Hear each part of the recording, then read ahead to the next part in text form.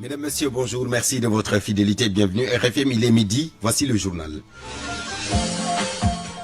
À la une, Ahmed Suzanne Camara, présentement dans la cave, en attendant de faire face au procureur de la République.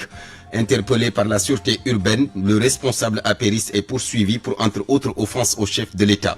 Maître Ali Fall, le nouveau bâtonnier de l'ordre des avocats du Sénégal, il a été élu hier avec 175 voix contre 78 pour Maître Pape Samba Bitèye, son adversaire.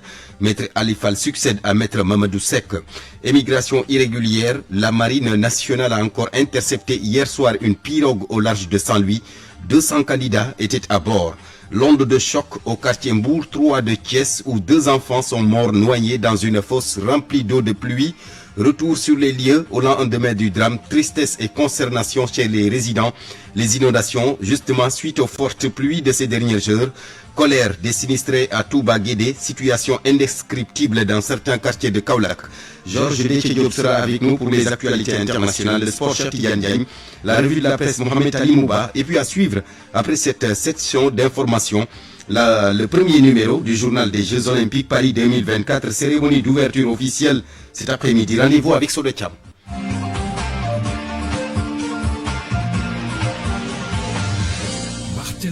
Maïssa Mbaye est à la technique, bienvenue à tous. D'abord, cet accident de Ndouloumadji qui a fait 6 morts et 14 blessés hier. Le gouverneur de Matam était au chevet des blessés internés à l'hôpital de Ourossogui. Il s'est félicité de leurs conditions de prise en charge et à la morgue de l'hôpital, 4 corps ont été déjà récupérés. Il reste 2 autres qui attendent encore leurs proches. Le chauffeur du camion impliqué dans l'accident est toujours en position de garde à vue. Ali Bandelnian. Au lendemain de l'accident survenu à hauteur du croisement de Ndouloumadji sur la route nationale numéro 2, le bilan n'a pas évolué. En dehors des 6 morts sur le coup, l'ensemble des autres 14 blessés ont été correctement pris en charge aux urgences du centre hospitalier régional de Ourossogui. À la suite du chef de l'État, le président de la République Bassirou Diomaye Diakhar Faye, qui s'est exprimé sur son compte X, a apporté son soutien et sa compassion aux victimes. Le gouverneur de Matam est allé s'enquérir de l'état de santé des blessés internes. Au terme d'une visite de plusieurs heures, voici Mohamedou Mokhtar Watt, le gouverneur de Matam. On a rendu compte aux très hautes autorités de notre pays qui, en retour, nous ont demandé de faire preuve de diligence dans l'organisation des secours, de se rendre au chevet des blessés pour s'enquérir véritablement de leur situation. Donc vous comprendrez qu'aujourd'hui, je suis là porteur du message de M. le Président de la République, son Excellence M. Bassirou Diomaye Diakhar Faye, mais également de M. le Premier ministre Ousmane Sonko. Lorsqu'on s'est rendu ici au niveau de l'hôpital, on s'est rendu compte de la prise en charge correcte, en dépit véritablement des moyens limités. On a senti une très grande volonté du côté du personnel soignant qui a fait de son mieux. Et je peux vous dire qu'au jour d'aujourd'hui, l'ensemble des blessés et aucun n'a été référé en dehors de la région de Matam. C'est vous dire l'effort colossal que ce personnel-là a battu. Parmi les blessés, il y en a qui sont déjà rentrés à la maison. Pendant ce temps, seuls 2 corps sur les 6 attendent d'être livrés aux parents. En ce qui concerne l'enquête confiée aux éléments de la gendarmerie de la brigade territoriale de Ourossogui, il faut retenir la garde à vue du chauffeur du camion qui devrait dans les toutes prochaines heures être déféré devant le procureur de Matam. Matam, Ali Bandelnian, RFM. L'onde de choc au quartier Mbour 3 de Thiès, 2 enfants morts noyés dans une fosse remplie d'eau de pluie. Retour sur les lieux, la parole aux résidents. Ils dénoncent la floraison des chantiers inachevés de fosses dans leur cité. Cheikh Anta Diop. Abdou et Fatim, frères et sœurs de même père, même mère, alors qu'ils se rendaient à la boutique du coin, ils sont tombés dans une fosse en chantier, remplie d'eau de pluie, sous une pluie battante. Faramboch, voisin de la maman des victimes. Oui, donc moi j'étais dans la maison, donc j'ai entendu des cris, c'est ainsi que je suis sorti pour demander ce qui s'est passé et là on m'a fait comprendre qu'il y a 2 enfants qui se sont noyés. La fille on a dit qu'elle a 15 ans, donc le garçon 11 ans. Parce que d'habitude quand on envoie les enfants à la boutique, par paresse, donc ils évitent de faire le grand tour. Donc le plus souvent, ils passent sur le sentier là pour aller à la boutique se provisionner. Malheureusement, il a fallu plusieurs heures pour repêcher les corps sans vie. Les populations ont dénoncé l'intervention tardive des secouristes. Effectivement, ça vraiment on le reconnaît. Le service des sapeurs-pompiers vraiment a mis énormément de temps pour venir donc secourir donc les victimes. Ça, et c'est un fait qu'on déplore. C'est l'occasion de signaler aux autorités que de tels manquements ne se reproduisent plus. C'est vraiment regrettable de le constater. Le site où s'est produit l'incident fait l'objet de contentieux entre les populations et le propriétaire de la maison. Donc les autorités de la police, pour les besoins de l'enquête, vont donc se baser sur le fournisseur pour essayer donc de connaître le propriétaire du chantier. Les 2 corps sans vie sont déposés actuellement à la morgue de l'hôpital Amadou Sakhir Ndiéguène de Thiès. Une enquête est ouverte par la police des Parcelles Assainies de Thiès.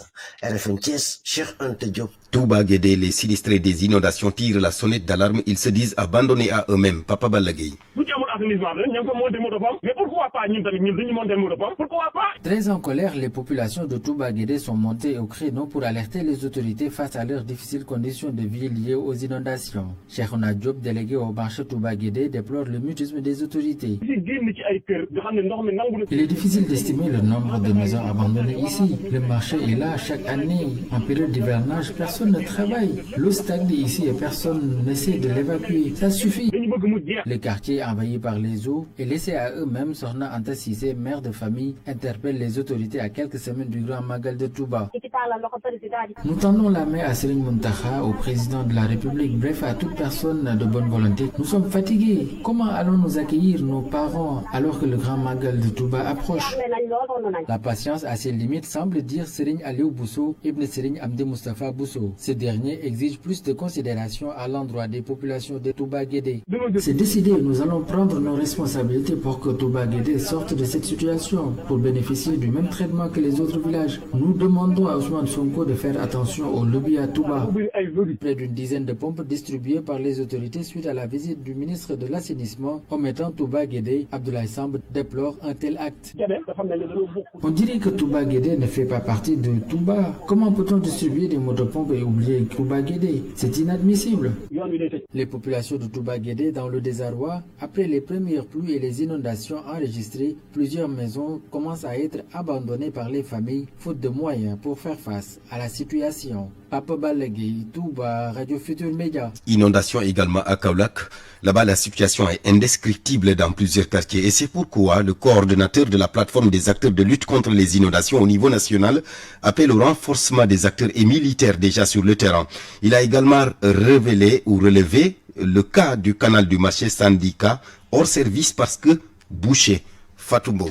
Cheikh Tidiane, Medina Baba, Parcelles Assainies, entre autres quartiers toujours confrontés aux inondations.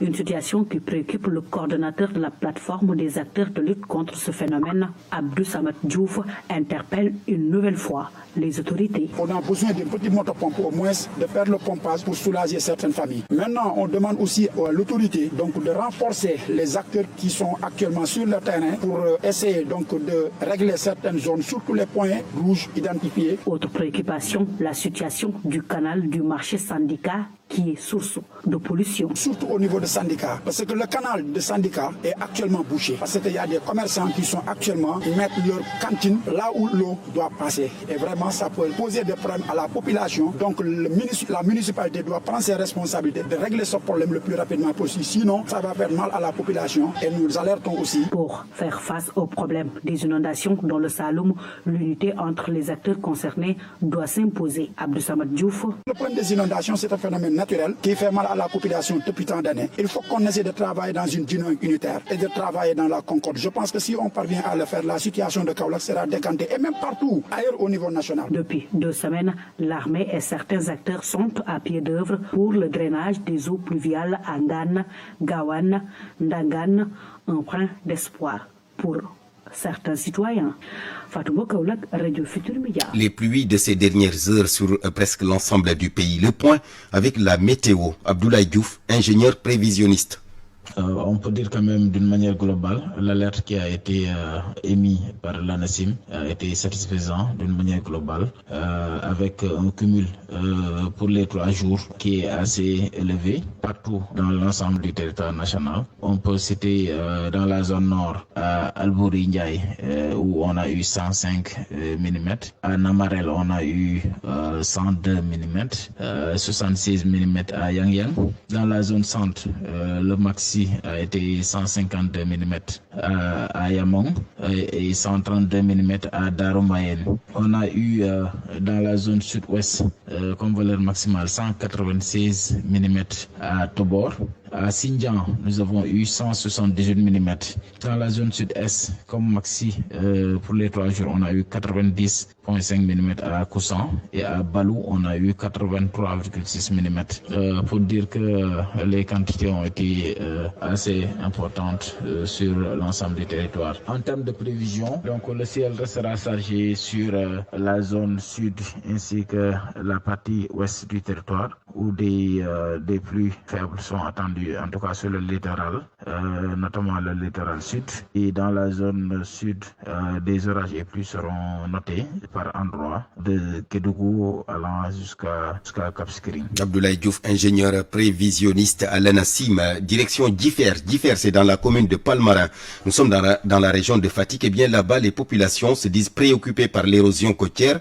La mer a englouti le quai de pêche. Le chef du village demande de l'aide et surtout que la situation s'est aggravée avec l'hivernage. Aminata Goudiaby. La vidéo a fait le tour de la toile.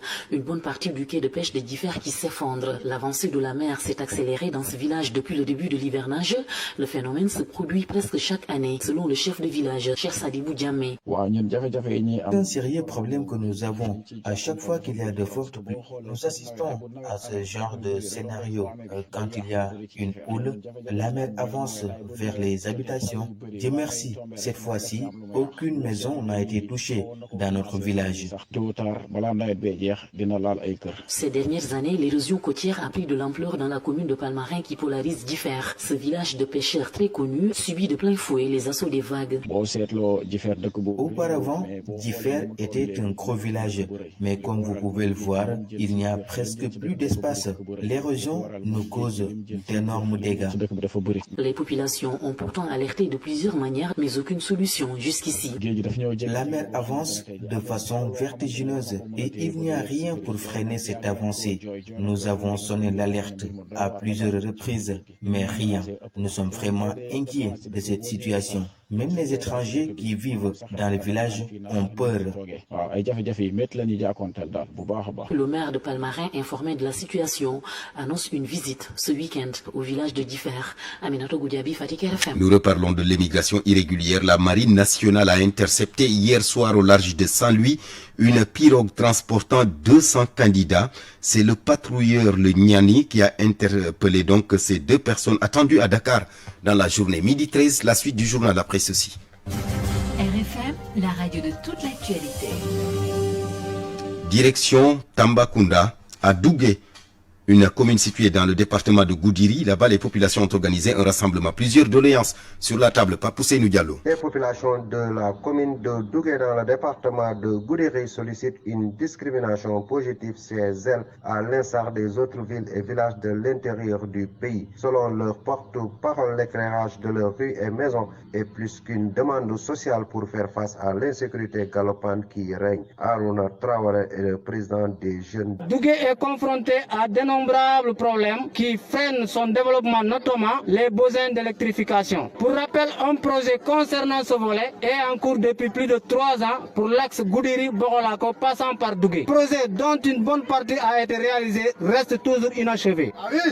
L'éclairage de nos rues et maisons est plus qu'une demande sociale pour faire face à l'insécurité galopante qui y règne et à travailler avec l'énergie pour réduire le taux de chômage et d'émigration qui gangrène notre jeunesse. Par cette même occasion, les populations demandent la poursuite des travaux de bitumage de l'axe Goudiri-Djankemahan passant par Dougué. L'enclavement de cette zone a un impact très négatif sur la libre circulation des biens et des personnes, surtout en période d'hivernage, et engendre des conséquences très néfastes sur le développement socio-économique de la zone. À tous ces problèmes s'y ajoute l'éducation. Dans le domaine de l'éducation, le collège qui a été construit par la diaspora manque de salles de classe et de personnel suffisant pour mettre les élèves dans de bonnes conditions. Les populations de Dougué ont exprimé toutes ces demandes lors d'une manifestation au cours de laquelle elles ont arboré des brassards rouges.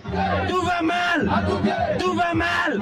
Tambacounda, Pape Ousseynou Diallo, Radio Futur Média. Santé à présent à Mbour, le personnel de santé de l'hôpital Thierno Mohamedou Mansour Baro qui alerte sur la prévalence du diabète et des maladies cardiovasculaires qu'il juge élevées chez les populations de ce département. Selon la directrice de la structure sanitaire, ce sont les premières causes de décès. Il faut alors accentuer la sensibilisation et c'est tout le sens de la randonnée pédestre organisée à cet effet. Ndeye Mati Dieng. Les maladies cardiovasculaires et le diabète sont les premières causes de fréquentation de l'hôpital Thierno Mohamedou Mansour Baro de Mbour.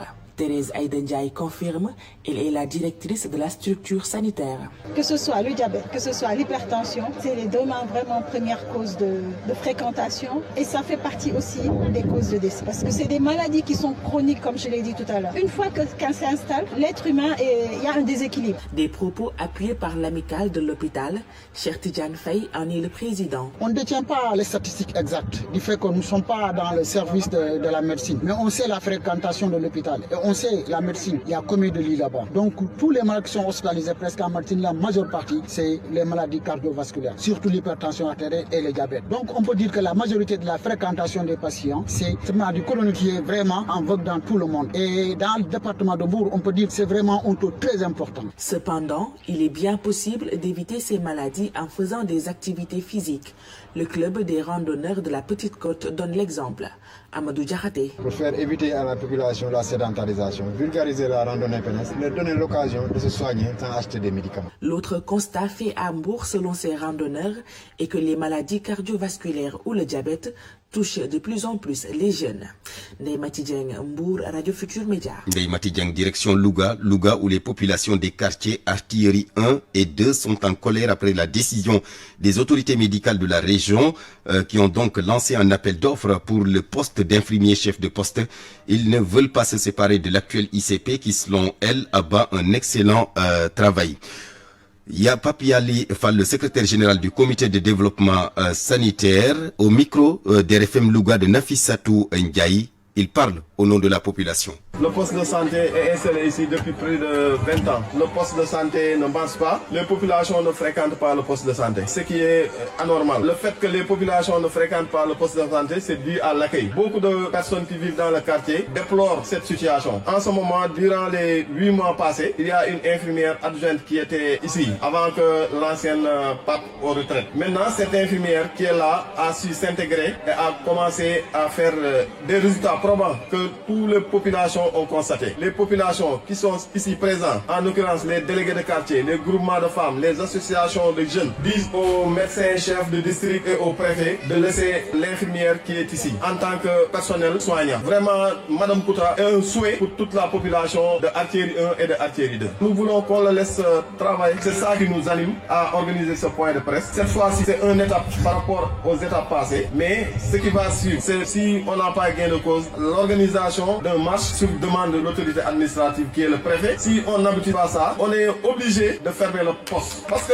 fermer le poste égale vivre les 20 ans qui sont passés. Parce que c'est la même chose. Et puis cette nouvelle mesure dans le secteur de la presse, obligation de respecter les dépôts légaux des parutions au plus tard le 29 juillet prochain sous peine de sanction. Le ministère de la Communication promet donc de sévir contre les récalcitrants, une énième mesure après le harcèlement des entreprises de presse par le fisc, avec des comptes fermés bien sûr. Question, à quoi jouent les nouvelles autorités? Mamoudou Ibrakan, le patron du CEDEPS, dénonce une volonté réelle d'affaiblir la presse sénégalaise. Et c'est des journaux, pour la plupart, donc respectent le dépôt légal. Donc je ne vois pas en quoi il y a lieu ici de sortir un communiqué pour le respect de cela. Par contre, il y a beaucoup de journaux aujourd'hui qui sortent sur support électronique et qui ne sont pas contrôlés par le ministère. Peut-être que cela vise un peu ces journaux-là, mais là aussi ce sera très difficile parce qu'il y a d'une part la Constitution du Sénégal qui garantit aux citoyens sénégalais et même aux étrangers résidant au Sénégal de créer un organe de presse écrite. Et d'une part et d'autre part maintenant, les organes de presse écrite qui sont créés dans des entreprises de presse, tel que cela a été conceptualisé par le code de la presse. On crée un problème là où il n'y en a pas. Les 29 quotidiens qui sortent au Sénégal chaque jour sur support papier, ces 29 quotidiens-là ont un numéro d'identification internationale et pour la plupart, ces 25 quotidiens ont le dépôt légal. Donc là, je ne vois pas là où il y a le problème, quoi. Les nouvelles autorités qui étaient dans l'opposition, ce ne sont plus des hommes politiques, ce sont des hommes d'État. Il doit prendre en compte, ne créer une tension inutile, comme on dit en Wolof, vraiment Mamadou Ibra Kane, le président du CEDEPS, le Conseil des diffuseurs et éditeurs de presse du Sénégal. Notez que ce 26 juillet, justement, marque le 4e anniversaire de la disparition de Babacar Touré, le fondateur du groupe Sud Communication. L'homme a été aussi le président du CNRA, le Conseil national de régulation de l'audiovisuel. Pour commémorer l'an 4 de son décès, eh bien, une cérémonie d'hommage se tient présentement à la maison de la presse qui porte son nom. Midi 20. RFM 94.0, la radio en puissance. La communauté mouride qui célèbre ce vendredi le Magal de Darou Khoudoss, c'est en hommage à Serigne Mohamedou Moustapha Mbacké, le fils aîné et premier khalife de Serigne Touba. Serigne Modou Moustapha, considéré comme le socle du mouridisme pour avoir couvé la famille de Borom Touba pendant son absence, il a également su réorganiser la confrérie. Le Magal de Darou Khoudoss se tient chaque année avant le grand Magal de Touba. Un autre Magal qui également se prépare, celui de Mbacké Bari, c'est dans le département de Linguère. Il aura lieu le 10 août prochain. Plusieurs mesures ont été annoncées sur le plan de la sécurité, de l'eau, de l'électricité, de la santé, de l'assainissement, entre autres. Lors du CDD préparatoire, un plaidoyer a été engagé pour l'inscription du Magal de Mbacké Bari dans l'agenda culturel du Sénégal au vu de ce que représente Mbacké Bari qui a été fondé par Cheikh Ahmadou Bamba. Célébration du Magal de Mbacké Bari dans la Jolof le 10 août prochain. Serigne Lamine Mbacké, un des représentants de Serigne Cheikh Diorel Mbacké, l'actuel khalife. C'est là-bas où Cheikh Ahmadou Bamba Mbacké a séjourné avant son départ en exil. C'est à l'issue de cet exil qu'il a recommandé à sa communauté de s'en souvenir et de rendre grâce à Dieu. C'est ce qui explique aussi la célébration du grand Magal de Touba qu'on commémore en rapport avec cette exil qui a eu lieu le 10 août 1895. Au cours d'un CDD préparatoire, beaucoup de recommandations ont été faites pour la réussite de cet événement religieux. Modou Thiam, le préfet de Linguère. Sur le plan sécuritaire, nous avons prévu quand même de renforcer les dispositifs. Sur le plan aussi de la prise en charge médicale aussi, on a prévu de mettre en place un poste médical avancé. Nous avons prévu de mettre en place vraiment des éléments des sapeurs-pompiers. Sur le plan de l'hydraulique, des dispositions seront prises. Incessamment, une mission va se déployer au niveau du village pour voir comment entretenir le forage pour que le jour J, on puisse pas avoir des problèmes liés à l'accès à l'eau. Moussa Ndiaye, le maire de Tiamène Pass, commune où dépend Mbacké Bari, plaide lui pour l'inscription du dit Magal dans l'agenda culturel national du Sénégal. Rappeler à l'État du Sénégal qu'il y a une exigence forte d'inscrire le Magal de Mbacké Bari dans l'agenda culturel national du Sénégal. On sera à un palier supérieur. Mbacké Bari pourra être traité comme une zone particulièrement touristique pour toutes ces personnes-là qui désireraient faire des recherches sur le mouridisme et sur le fondateur du mouridisme, Cheikh Ahmadou Bamba. Mbacké Bari, où des doléances liées aux infrastructures routières et à l'électricité ont toujours été évoquées, changent progressivement de visage au grand bonheur de la population. Bayassane Diaw, Linguère, Radio Futur Média. Avant d'accueillir Georges Déthié Diop, notez qu'Ahmed Suzanne Camara a été déféré au parquet ce matin. Cet enseignant membre de l'Alliance pour la République se trouve présentement dans la cave du tribunal de Dakar en attendant de faire face au procureur. Il est poursuivi pour offense au chef de l'État et acte de nature à jeter le discrédit sur une institution. Ahmed Suzanne Camara a été arrêté par la sûreté urbaine avant-hier après une sortie musclée contre les autorités actuelles lors d'une émission sur un site d'information. Le bureau de l'Assemblée nationale qui se réunit également cet après-midi, c'est pour déterminer le calendrier de travail pour la modification du règlement intérieur de l'institution. Cette modification devrait permettre la déclaration de politique générale du Premier ministre Ousmane Sonko qui en avait fait une exigence au risque de tenir sa DPG devant un jury populaire. RFM. L'actualité internationale. Bienvenue Georges Déthié Diop. Merci Barthélémy Ngom. Au Mali, une attaque terroriste contrecarrée dans la région de Kidal. À Tinzaouaten, l'attaque qui s'est déroulée hier jeudi visait une patrouille des forces armées. Selon l'état-major général, les militaires ont riposté avec vigueur, mettant au détour les assaillants. Dans le communiqué, l'état-major ajoute que dans leur fuite, les groupes armés ont abandonné des corps sans vie. Dans un communiqué, la DIRPA souligne qu'elle suit de près la situation et donnera plus d'informations et de précisions sur l'évolution. Des dizaines de Libyens arrêtés en Afrique du Sud. La police a annoncé ce matin, la police sud-africaine, l'arrestation de 95 Libyens après un raid dans une ferme. Selon le porte-parole de la police qui s'est confié à l'agence France Presse, le site était présenté comme un camp d'entraînement pour une société de sécurité, mais à première vue, il s'agit d'une base aérienne. En Algérie, 3 candidats sont retenus pour la présidentielle anticipée du 7 septembre prochain. Les 3 candidats dont les dossiers ont été acceptés sont Abdelali Hassani, Youssef Aouchiche et le président sortant Abdelmajid Tebboune. 13 autres aspirants ont vu leur dossier rejeté car ils n'ont pas recueilli le nombre de parrainages nécessaires. Ils ont 48 heures pour déposer un recours devant la Cour constitutionnelle. La campagne électorale doit débuter le 15 août prochain. Présidentielle américaine, l'ex-président Barack Obama annonce soutenir la candidature de Kamala Harris à l'investiture démocrate. Sur le réseau social X, Barack Obama déclare qu'en début de semaine, lui et son épouse Michelle ont appelé leur amie Kamala Harris et lui ont dit qu'elle ferait une fantastique présidente des États-Unis et qu'elle avait leur soutien. En France, le trafic ferroviaire perturbé à quelques heures seulement de l'ouverture officielle des Jeux Olympiques de Paris. C'est à la suite d'une attaque massive sur les lignes de la SNCF. Le réseau TGV, la SNCF parle d'actes de malveillance concomitants, notamment d'incendies volontaires contre des installations concernant plusieurs lignes sur les axes atlantiques, nord et est. Environ 800 000 voyageurs sont concernés par les perturbations.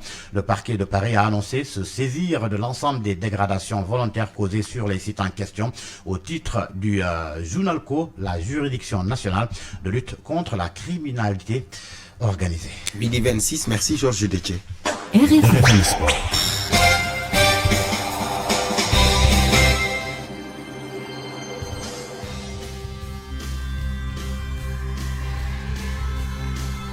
Le sport avec Cheikh Tidiane Diagne, bonjour.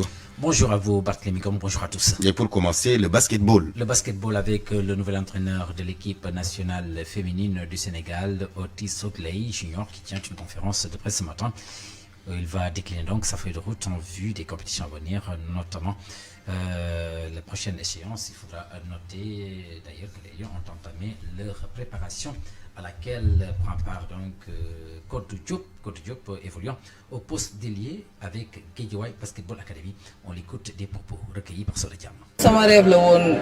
Oui, c'est un rêve qui est devenu réalité. Tout le temps, je m'efforçais dans les entraînements pour que Dieu m'aide à faire partie des joueuses qui défendent les couleurs du Sénégal. On y est et je suis très heureuse. Mon objectif, c'est de faire tout mon possible pour faire partie de cette équipe nationale, gagner ma place dans cette sélection nationale, représenter mon pays et remporter des compétitions internationales. Tout est question d'organisation et de travail. J'ai mis tous les moyens donc pour parvenir à ce résultat parce que je m'étais fixé comme objectif que je ferais tout pour faire partie de l'équipe nationale du Sénégal et je pense que ça s'est réalisé. Oui, pour mon intégration, c'était un peu difficile au début, mais je pense qu'au fur et à mesure de côtoyer les joueuses que je regardais à la télé, je pense que la mayonnaise va prendre. Aux prochaines éditions, vous entendrez toute la conférence de presse du sélectionneur de l'équipe nationale féminine de basketball, Otis Ogley, qui était en conférence de presse ce matin. Et puis Barthélémy, nous enchaînons avec le football local qui a besoin d'une réorganisation. C'est pour permettre aux clubs d'aller plus loin en compétition continentale. C'est l'avis du président de la Fédération sénégalaise de football qui soutient que les clubs doivent être financièrement appuyés pour pouvoir retenir leurs joueurs talentueux instaurer des droits de TV, entre autres. Ce sont là les propos d'Augustin Senghor que nous écoutons, des propos recueillis par Mamadou Marba. Changer notre modèle de football local, c'est-à-dire c'est aussi simple parce que quand je dis cela, ça va à deux niveaux. C'est d'abord la fixation de la crème, je dirais de l'élite de notre football, c'est-à-dire tous ces joueurs qui à chaque fin de saison brillent, quelques semaines après ou quelques mois après, on apprend qu'ils ont quitté le club pour partir. Et pour les fixer, c'est simple, il faut créer des conditions attractives qui les font rester dans leur pays. Il y a l'aspect lié aux droits télé, vous le savez, au Sénégal, il est impossible de faire rentrer de l'argent par la voie des droits télé, alors que partout dans le monde, le cœur même du business du football et même du sport, c'est la télé. Et je disais aussi que donc l'autre aspect, c'est bien entendu le soutien de l'État. Il y a d'autres pays où l'État mise sur les clubs, au Maroc, mais aussi en Égypte, au Soudan, en Tanzanie. L'État met les moyens sur les clubs parce que c'est ça qui permet de créer aussi une économie du football. Parce que c'est ça en réalité, créer des emplois, mais aussi avoir des clubs forts avec la chaîne vertueuse. Nous arriverons quand une équipe brille comme Jaraaf au Teungueth, elle va jusqu'en finale de Ligue des Champions, ils vont toucher le milliard. Ils vont venir ici, ils vont venir voir d'autres clubs, ils vont acheter leurs joueurs, mais à prix fort. Il faut qu'on arrive à ce qu'un joueur puisse être transféré au Sénégal sur la base d'une indemnité de transfert de 15 millions, 20 millions. Ça n'existe pas. Augustin Senghor, président de la Fédération sénégalaise de football, c'était hier lors d'une cérémonie de remise de subventions aux équipes devant défendre les couleurs du Sénégal lors de la saison à venir en compétition interclub africain. Il s'agit de TFC en Ligue des Champions, mais également du Jaraaf de Dakar qui va jouer en Coupe de la Confédération. Merci beaucoup. Avec des excuses, cher Tidiane Diagne, vous l'aurez compris, quelques soucis avec le micro. Merci, cher Tidiane Diagne, midi 31 minutes.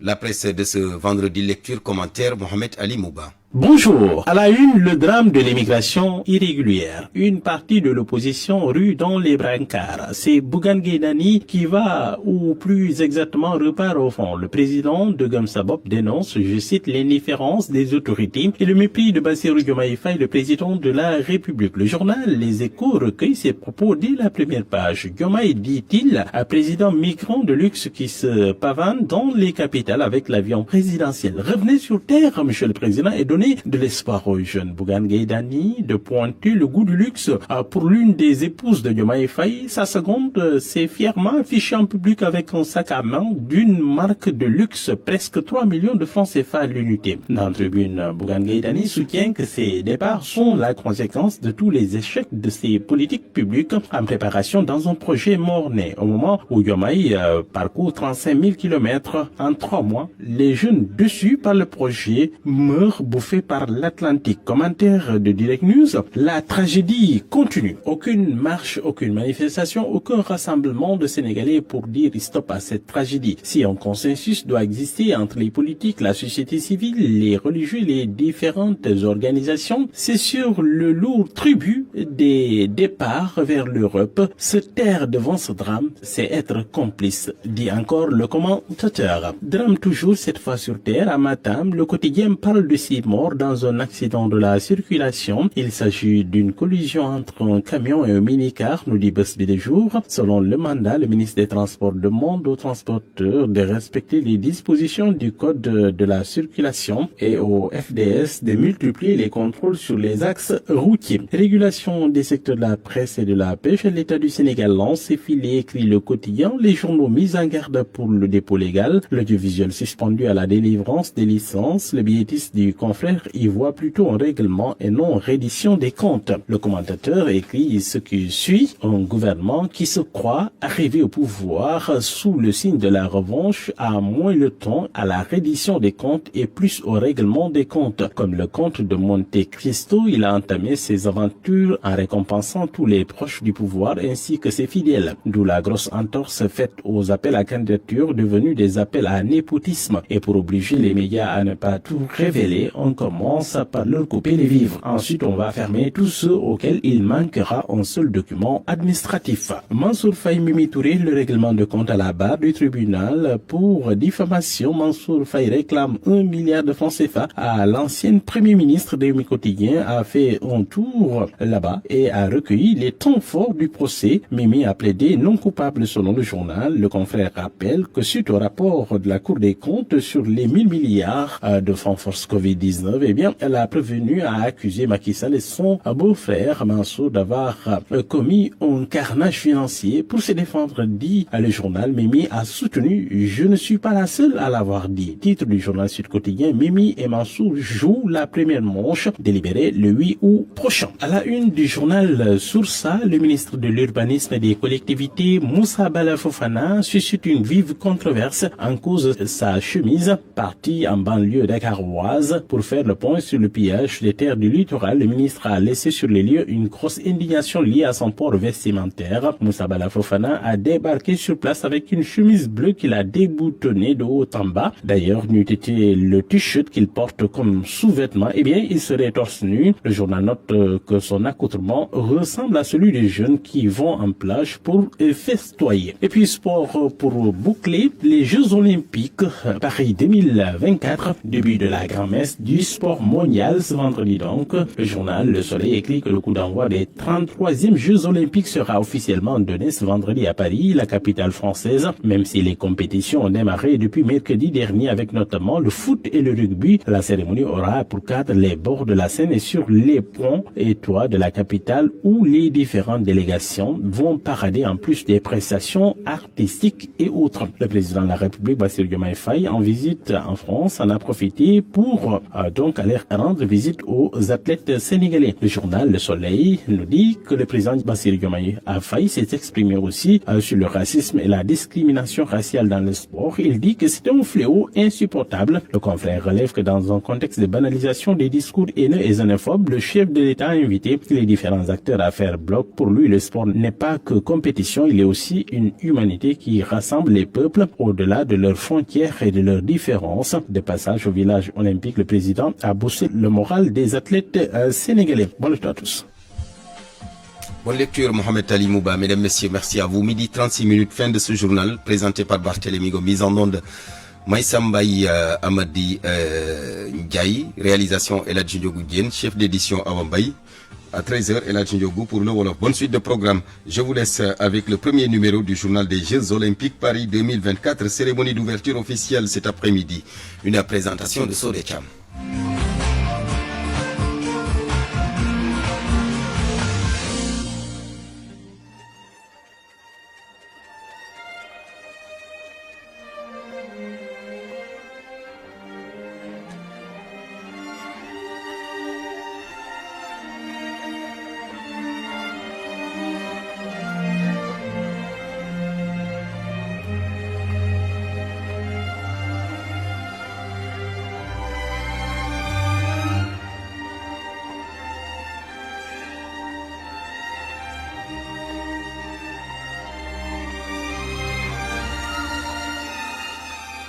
Merci Barthélémy Ngom. Bonjour et bienvenue à ce premier numéro du journal des JO. Amadi Ndiaye et à la technique digitale Maïsambaï. La cérémonie d'ouverture des Jeux Olympiques Paris 2024 démarre à 17h30 GMT pour une durée de 3 heures de temps.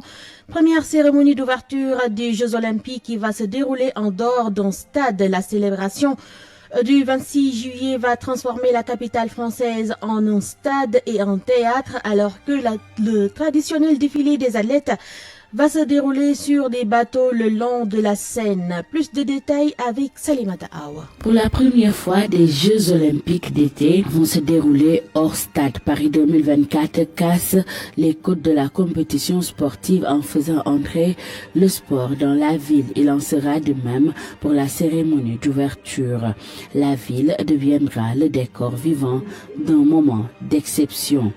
Les différents tableaux d'un spectacle total mettront en scène les monuments, ponts et établissements culturels qui bordent la Seine. Plus de 300 000 spectateurs sont conviés à la fête sur les quais et ponts de Paris, soit 5 fois plus que dans un stade en configuration olympique. 80 écrans géants et une sonorisation permettront à tous de profiter de l'ambiance magique que ce spectacle hors norme diffusera dans toute la capitale. Les athlètes seront au cœur du spectacle en plaçant le défilé des délégations en ouverture. Paris 2024 casse les codes traditionnels. Entre 6 000 et 7 000 athlètes sur les 10 500 qui participeront aux Jeux vont défiler sur la Seine à bord de 85 bateaux. Le départ se fera au niveau du pont d'Austerlitz et l'arrivée sera au Trocadéro pour le bouquet final de la cérémonie.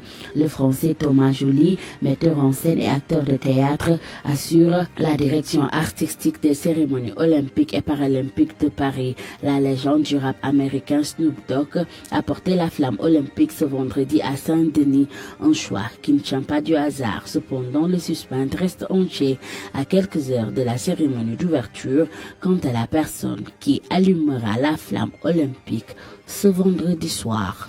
Et oui, Salimata, selon le président du comité d'organisation, Tony Estanguet, la personne qui doit allumer la vasque olympique n'est pas elle-même au courant. Il a en effet indiqué sur France Inter ce vendredi 26 juillet que le dernier porteur de la flamme ne le saura qu'aujourd'hui. À cette cérémonie d'ouverture, lui, François Mendy et Kambé Seck vont porter le drapeau du Sénégal. L'un est champion d'Afrique du 110 mètres et l'autre est vice-championne d'Afrique du canoë-kayak. Les deux font partie des premiers athlètes sénégalais à valider leur ticket pour Paris en réalisant les minima. Youssouf Bodian nous présente le couple porte-drapeau du Sénégal. Porte-étendard de l'athlétisme sénégalais, Louis-François Mendy va participer à sa deuxième Olympiade après Tokyo. Âgé de 25 ans, le hurdleur et sacré champion d'Afrique du 110 mètres et c'était à Douala au Cameroun, en réalisant un chrono de 13 secondes 48. Le sprinter de 25 ans s'est qualifié pour les Jeux Olympiques de Paris 2024 après avoir fait un chrono de 13 secondes 18 centièmes. C'était lors du meeting international 3 Aube en France le 2 juillet 2023. Il avait alors amélioré le record du Sénégal sur 110 mètres et en 13 secondes 33. Un record qu'il avait réalisé lors du meeting de Genève en Suisse le 10 juin 2023. Parti d'un chrono de 13 secondes 59, il a au fur et à mesure des meetings amélioré son record jusqu'à descendre à 13 secondes 18 centièmes, terminant à chaque fois à la première place des derniers meetings auxquels il a pris part depuis 2019. Louis-François Mendy, un athlète qui a la confiance en bandoulière. Je ne vais pas me vanter, je suis numéro 1 en Afrique. 12e mondial, ça promet en fait. Et je suis capable d'être en finale au JO.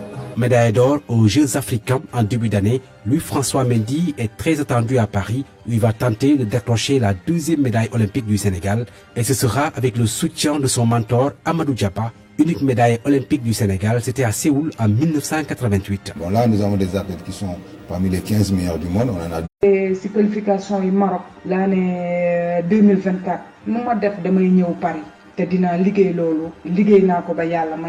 L'ancienne nageuse a travaillé dur pour arriver à ce niveau, témoigne le président de la Fédération sénégalaise de canoë-kayak Aviron, Adifal. C'est une fille qui est très tenace, animée à la volonté de réussir. Kambé Seck et Louis-François Mendy succèdent au judoka Mbading Ndiaye et à la nageuse Jeanne Boukbian qui étaient les porte-drapeaux du Sénégal aux Jeux Olympiques 2021 à Tokyo, au Japon.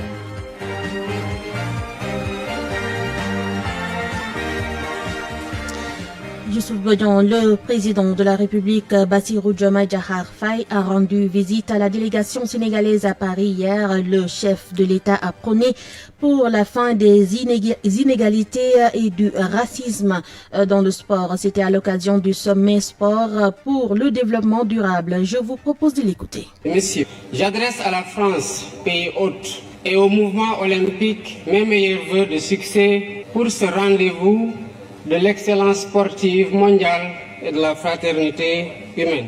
Cependant, force est de constater que l'idéal olympique est aujourd'hui mis à rude épreuve par la tragédie de la guerre, de la violence sous toutes ses formes et des inégalités sans cesse croissantes au sein et entre les nations. Dans 2 ans, le Sénégal accueillera le premier événement de l'olympisme en Afrique avec les Jeux olympiques de la jeunesse. C'est un honneur que nous partageons avec notre continent. Nous préparons l'événement en tenant compte de 3 impératifs. D'abord, la co-construction entre l'État, le CIO et le Comité national d'organisation sous la conduite dynamique de M. Mamadou Diagne Ndiaye, président du Comité national olympique sportif sénégalais. Ensuite, la maîtrise des dépenses publiques en privilégiant la réhabilitation et la mise à niveau d'infrastructures existantes pour abriter les compétitions. Enfin, le suivi renforcé des questions de sécurité, d'hébergement, de transport, de restauration et de santé, entre autres. Je saisis l'occasion pour attirer l'attention du sommet sur le fléau insupportable du racisme et de la discrimination raciale qui continue de gangréner le sport dans un contexte de banalisation des discours haineux et xénophobes. C'était à présent le président donc de la République du Sénégal, Bassirou Diomaye Diakhar Faye, a noté aussi que 6 journalistes de la presse écrite sénégalaise ont été accrédités pour la couverture des Jeux Olympiques Paris 2024. Ils font partie de la délégation officielle du Sénégal. Le président de l'Association nationale de la presse sportive sénégalaise explique les critères de choix au micro de Youssouf Bodjan. Bon, malheureusement, pour ce qui concerne les Jeux Olympiques, l'ANPS n'a pas une mémise sur les accréditations. Parce que vous savez, à la CAN, c'est la CAF qui accrédite. Il y a une plateforme, tout le monde passe par là.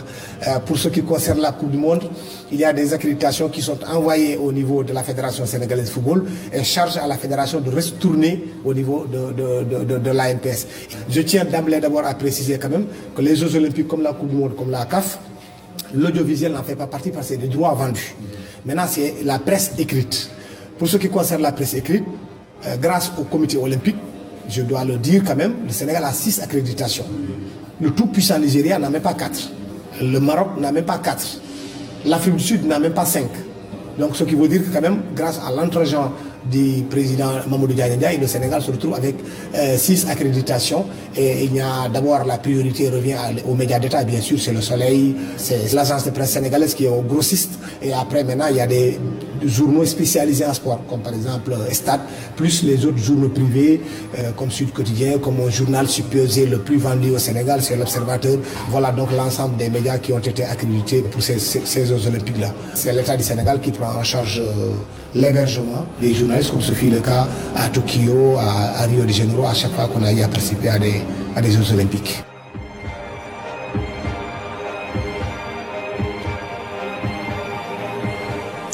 Abdoulaye Cham, rendez-vous alors à 17h30 pour la cérémonie d'ouverture des JO. À noter que l'escrimeuse Ndaye Binta Djong, première athlète sénégalaise à entrer en lice, sera ce samedi aux Jeux Olympiques. Elle va affronter l'Égyptienne Aya Hussein en épée individuelle. Mais pour ce samedi, elle ne sera pas la seule puisque Oumi Diop de natation aussi sera en lice.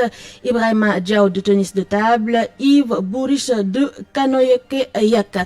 C'est tout pour ce premier numéro donc du journal des Jeux Olympiques. Merci à Salimata Awa, Youssouf Bodjan et pour la technique Aliouba Amadinjaï, Maïsambaï Digital. Sodachiam était à la présentation. Rendez-vous à 13h pour la version en Wolof.